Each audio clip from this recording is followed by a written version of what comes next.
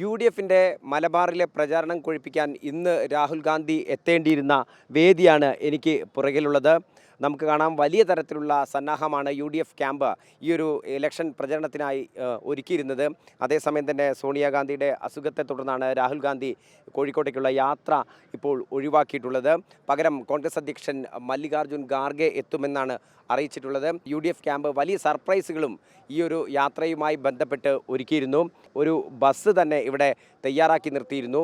ഈ ബസ് തയ്യാറാക്കി നിർത്തിയിരുന്നത് വയറ്റിൽ കത്രിക കുടുങ്ങി സർക്കാരിനെതിരെ പോരാട്ടം നടത്തിയ ഹർഷിന, ഒപ്പം തന്നെ കുടുംബശ്രീ പ്രവർത്തകർ, അങ്ങനെ വിവിധ തലങ്ങളിലുള്ള സംഘത്തോടൊപ്പമുള്ള ഒരു യാത്രയാണ് കോൺഗ്രസ് ആസൂത്രണം ചെയ്തിരുന്നത്.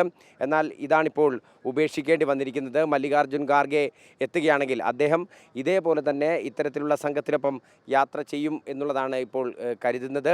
ഏതായാലും ഇന്ന് വൈകിട്ട് നടക്കുന്ന ഈ ഒരു പരിപാടിയിൽ യു.ഡി.എഫിൻ്റെ കോഴിക്കോട് ജില്ലയിലെയും സമീപ ജില്ലകളിലെയും സ്ഥാനാർത്ഥികളെ ഉൾപ്പെടെ പരിചയപ്പെടുത്തിക്കൊണ്ട്, അല്ലെങ്കിൽ സ്ഥാനാർത്ഥികളെ ഉൾപ്പെടെ ഇതേ വേദിയിൽ എത്തിച്ചായിരിക്കും യു.ഡി.എഫ് ക്യാമ്പ് അവരുടെ പ്രചാരണം സജീവമാക്കുന്നത്. അതേസമയം തന്നെ ഇടതുപക്ഷവും മലബാറിൽ അവരുടെ പ്രചരണവുമായി മുന്നോട്ട് പോവുകയാണ്.